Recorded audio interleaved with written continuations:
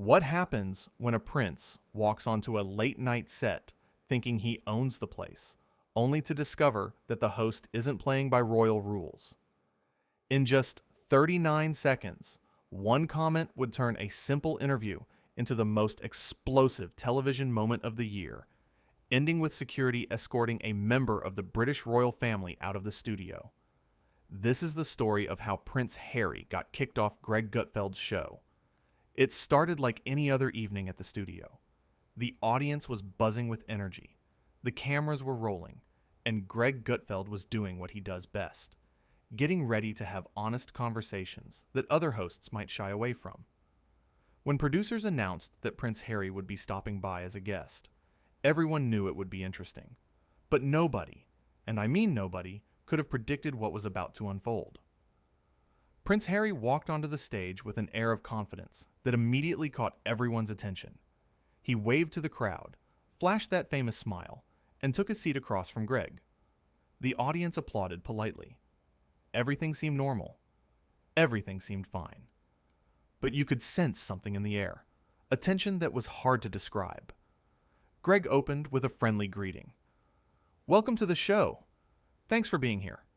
Prince Harry nodded, settling into his chair like he was doing everyone a favor just by showing up. "Thanks for having me," he said, though his tone suggested he expected nothing less. The first few minutes went smoothly enough. Greg asked about Harry's recent projects, his life in America, the usual softball questions that guests expect. But Greg Gutfeld isn't known for keeping things comfortable for too long. He's known for pushing buttons, for asking the questions that matter, for getting to the truth. And that's exactly what he was about to do. "So, let's talk about some of the things you've said publicly," Greg said, leaning forward slightly. "You've made a lot of claims about your family, about the institution, about how you were treated. But you've also benefited enormously from that same institution your whole life. How do you square that circle?" The audience went quiet. You could hear the air conditioning humming in the background. This was the moment everyone had been waiting for, the moment where things would either stay surface level or go somewhere real. Prince Harry's expression changed. The smile faded. His jaw tightened just a bit. "I think that's a pretty simplistic way of looking at a very complex situation," he replied, his voice carrying an edge now. "Maybe," Greg said calmly. "But from where a lot of people sit, it looks like you want all the benefits of being royal without any of the responsibilities. You want the titles, the security, the platform, but none of the obligations that come with it." "That's not fair," Prince Harry shot back, sitting up straighter in his chair. "You don't know what it's like to grow up in that environment. You don't know what it's like to have every single move you make scrutinized, criticized, picked apart by people who have never walked a day in your shoes." Greg didn't back down. "You're right, I don't. But I also didn't choose to go on international television multiple times to air private family matters. I didn't choose to sign multi-million-dollar deals to tell my side of the story while complaining about not having privacy. You made those choices." The tension in the room was getting thick now. You could see audience members glancing at each other, wondering where this was headed. Prince Harry was leaning forward now too, his body language shifting from relaxed to defensive. "So what? I'm just supposed to stay quiet?" Prince Harry asked, his voice rising slightly. "I'm supposed to let people say whatever they want about me, about my wife, about our children, and just take it?" "No," Greg replied evenly. "But you're also not supposed to profit off of family drama while claiming you want privacy and peace. You can't have it both ways. That's what people are struggling with." Prince Harry let out a short, bitter laugh. "Of course you'd say that. You sit here in your comfortable studio, making jokes about people's lives, and you think you understand everything. You think you have all the answers." "I don't claim to have all the answers," Greg said, keeping his tone measured and calm. "But I do think I can spot inconsistency when I see it. And I think a lot of Americans are tired of hearing complaints from someone who has had every privilege imaginable." That was the spark that lit the fuse. Prince Harry's face flushed red. Every privilege? You think losing my mother the way I did was a privilege? You think being paraded behind her coffin as a child while the world watched was a privilege? The audience gasped. This was getting personal now, way more personal than anyone expected. Greg stayed composed, but you could see he was ready for whatever came next. Nobody is saying that wasn't traumatic, Greg responded carefully. Nobody is diminishing your pain, but you're using that tragedy to shield yourself from legitimate criticism about your current behavior. And that's not fair either. Prince Harry stood up abruptly. His chair scraped against the floor, the sound cutting through the silence like a knife. You know what? I don't have to sit here and listen to this. I came here thinking we could have a real conversation, but clearly you just want to attack me like everyone else. Sit down, Greg said firmly, not aggressively, but with authority. You agreed to come on this show. You knew what kind of show this is. If you can dish it out in all your interviews and your book, you should be able to take a few tough questions. Prince Harry remained standing, his hands gripping the armrests of the chair he'd just vacated. Tough questions? You're not asking tough questions. You're being disrespectful. There's a difference. Disrespectful? Greg repeated, raising an eyebrow.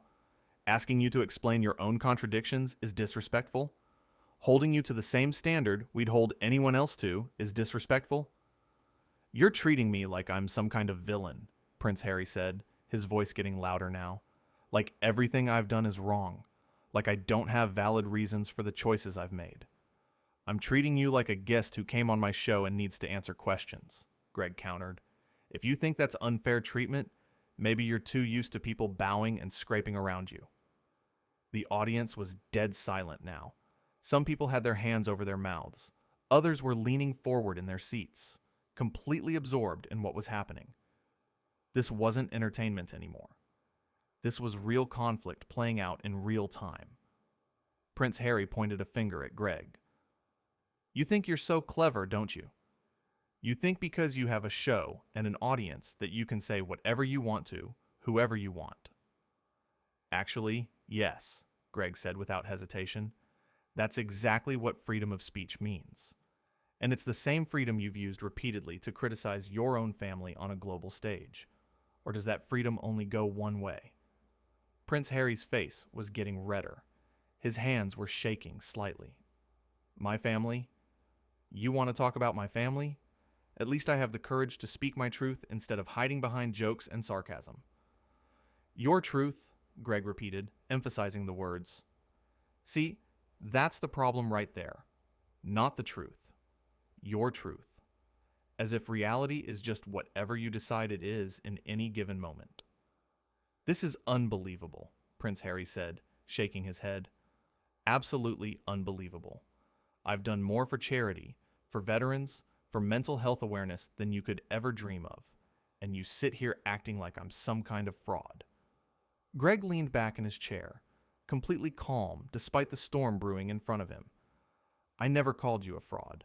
I asked you to explain your contradictions. The fact that you're getting this defensive says a lot. Prince Harry started pacing now, moving back and forth behind his chair like a caged animal. Defensive? You'd be defensive too if someone ambushed you on television.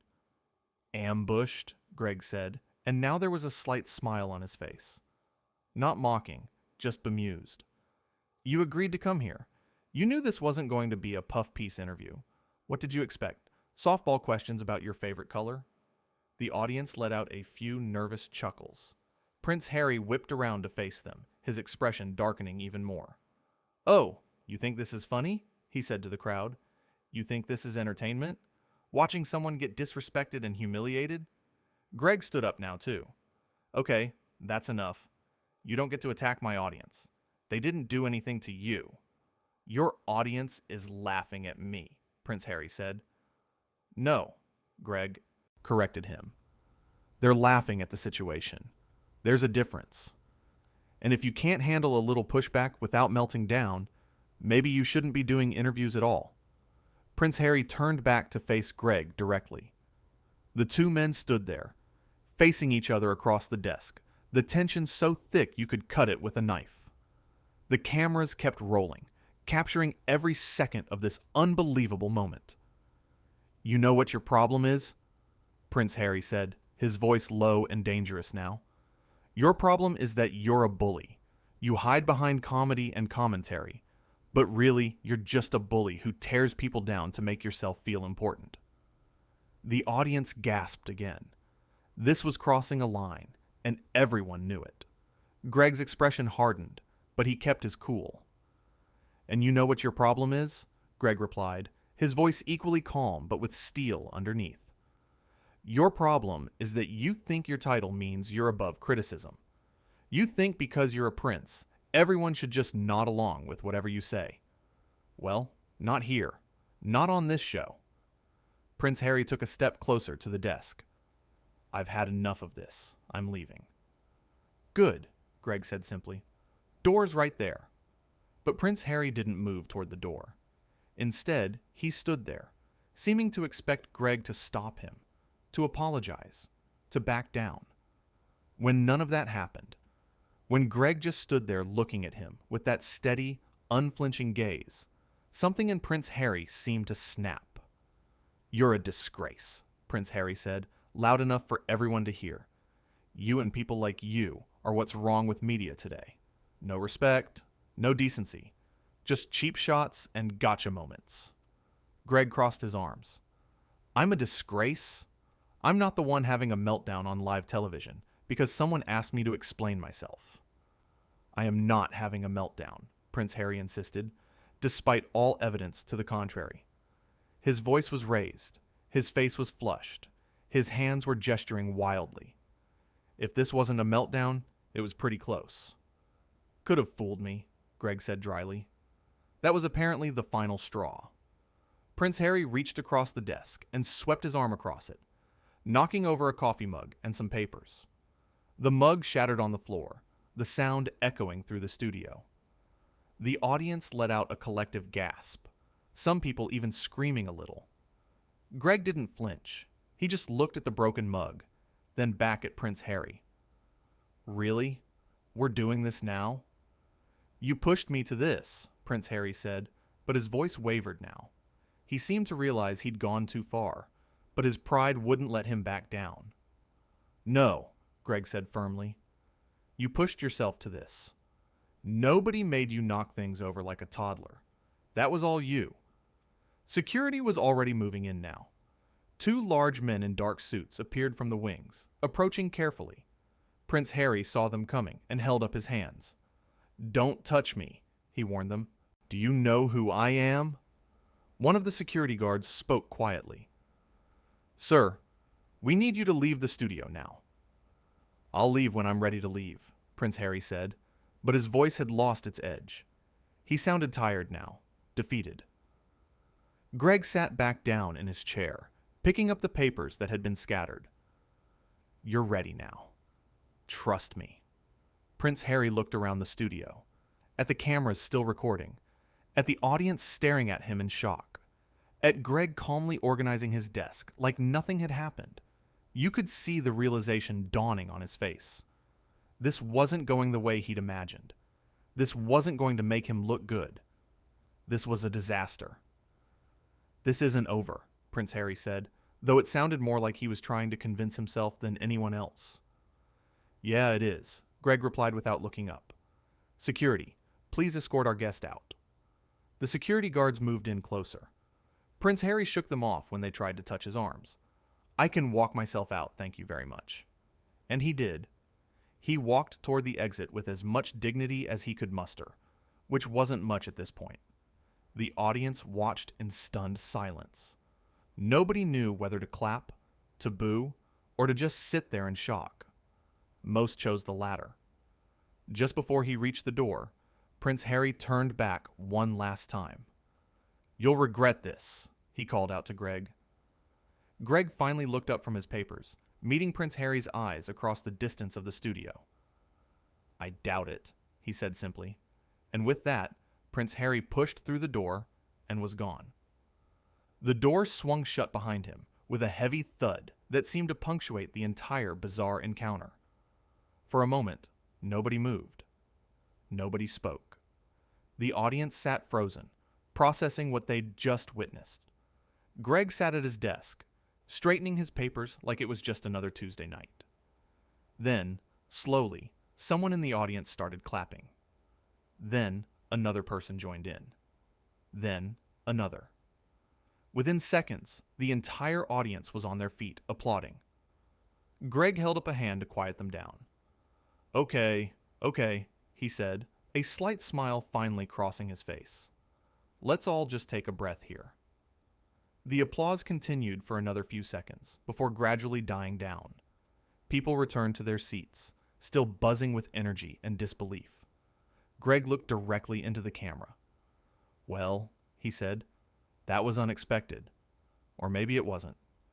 Maybe that's exactly what happens when someone who's used to yes men and palace handlers sits down with someone who asks real questions. He paused, letting that sink in. Look, I didn't want that to happen, Greg continued. I really didn't. I invited him here hoping we could have a genuine conversation.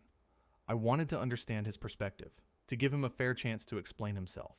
But the moment things got even slightly challenging, he couldn't handle it. And that tells you everything you need to know. The audience murmured in agreement. Some people nodded their heads. Here's the thing about respect, Greg went on. Real respect isn't about titles or positions or what family you were born into. Real respect is earned through how you conduct yourself, especially when things get tough. And what we just saw was someone who talks a big game about authenticity and truth, but can't handle 30 seconds of tough questions without losing it completely. He shuffled his papers, a signal that he was ready to move on. I've interviewed presidents, world leaders, celebrities, activists, people from all walks of life. And you know what the good ones have in common? They can take criticism.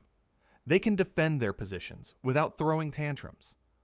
They understand that if you put yourself out there, if you court media attention, if you profit from telling your story, then people get to ask you about it. That's the deal. Greg leaned forward, his expression serious now. Prince Harry wants to be seen as this brave truth-teller, standing up against the establishment. But the moment someone questions his narrative, he falls apart. That's not bravery. That's entitlement. And honestly, it's kind of sad. The camera zoomed in slightly on Greg's face. I hope he watches this back and does some reflection. I genuinely do. Because there's still time for him to figure out who he really wants to be.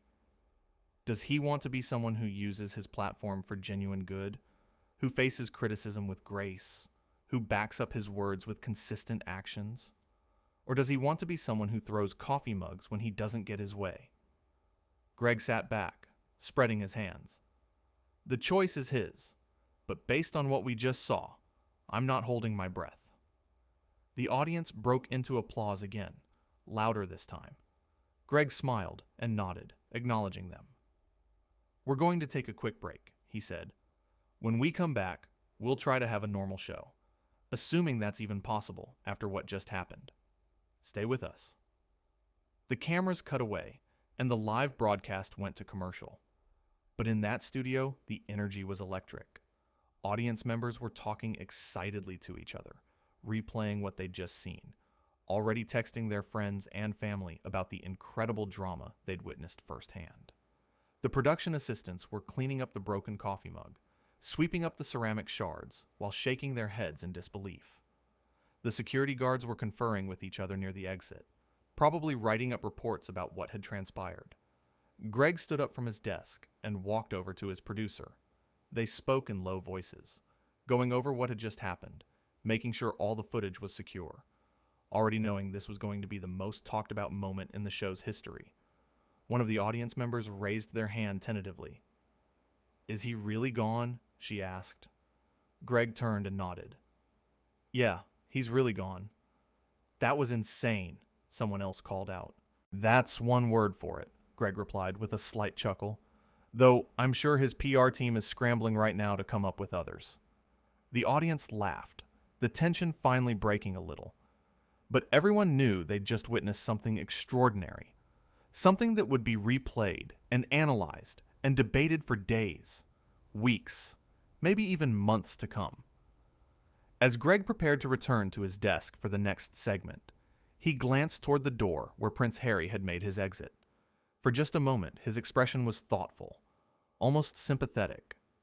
Despite everything, despite the confrontation and the drama, you got the sense that Greg had hoped for a different outcome.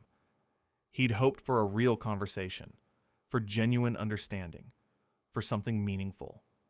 Instead, he got exactly what he'd cautioned against at the start. Someone so wrapped up in their own narrative that they couldn't handle any challenge to it.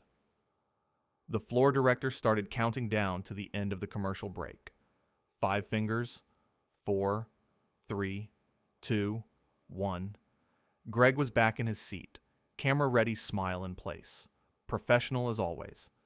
But everyone in that studio knew they'd never forget what had just happened. They'd been there for the moment when a prince walked onto a stage expecting deference and walked out having shown the world exactly who he was when things didn't go his way. The red light on the camera blinked on. They were live again. "Welcome back," Greg said smoothly, as if the previous segment hadn't just made television history. "Now, where were we before we were so dramatically interrupted?" The audience laughed, grateful for the levity, and just like that, the show went on. Because that's what professionals do. They don't throw tantrums. They don't storm off sets. They do their job, no matter what chaos might erupt around them. It was a lesson in contrast that nobody who was there would ever forget. On one side, a host who stayed calm under pressure, who asked fair questions and stood his ground when challenged. On the other side, a guest who couldn't handle the heat and chose to make a scene rather than make a point. The broken coffee mug had been cleaned up. The papers had been reorganized. But the impact of those 39 seconds when everything went sideways would linger much, much longer. Because this wasn't just about one interview gone wrong. This was about accountability. This was about whether someone can coast on their title and their trauma, or whether they have to actually back up their words with substance. This was about the difference between talking about being brave and actually demonstrating it when tested. And in that studio, on that night, in front of all those cameras and all those people, everyone saw which side of that line Prince Harry fell on. The show continued. Greg interviewed his remaining guests, made his jokes, delivered his commentary. Everything returned to normal, or as normal as it could be after such. An explosive start. But even as the show went on, even as they moved to other topics and other conversations, the ghost of that confrontation hung in the air. You could see it in the way audience members kept glancing at the empty chair. You could hear it in the nervous energy of their laughter. You could feel it in the electricity that still buzzed through the studio. History had been made tonight. Not the kind of history Prince Harry probably imagined when he agreed to appear on the show. Not the kind that would paint him as a hero, or a victim, or a truth-teller, but history nonetheless. The kind of history that shows what happens when entitlement meets accountability and loses. The kind of history that reveals character in the most unforgiving light possible. The kind of history that no amount of PR cleanup can ever fully erase. Because the cameras caught it all. Every word, every gesture, every moment of that spectacular meltdown. And once something is on tape, once it's out there in the world, there's no taking it back. Prince Harry had walked into that studio thinking he was in control. He walked out knowing differently. And everyone who watched, whether they were in the audience or viewing at home, walked away with a clearer understanding of who he really was beneath all the carefully crafted public image. Sometimes the mask slips. Sometimes the real person underneath shows through. And sometimes it happens at the worst possible moment, in the most public possible way, leaving no room for doubt and no space for spin. This was one of those times. 39 seconds. That's all it took. 39 seconds from a pointed question to a dramatic exit. 39 seconds that defined an entire narrative. 39 seconds that would be replayed over and over and over again. And through it all, Greg Gutfeld sat calmly at his desk, doing his job, asking his questions, refusing to be intimidated or manipulated or silenced. Because that's what real courage looks like. Not throwing tantrums when challenged, not demanding special treatment because of who your family is, but standing firm in your principles, even when someone tries to bully you into backing down. The show wrapped up eventually. The audience filed out, still talking excitedly about what they'd witnessed. The crew began breaking down the set. The lights dimmed. Another broadcast in the books. But this one would be remembered. This one would be talked about. This one would become the benchmark against which all other dramatic television moments would be measured. Because you can't fake authenticity. You can't rehearse genuine reaction. And what everyone saw tonight was absolutely, undeniably, uncomfortably real. A prince without his clothes. An emperor without his armor. A man used to deference confronted with honesty and unable to cope. It would have been sad if it wasn't so revealing.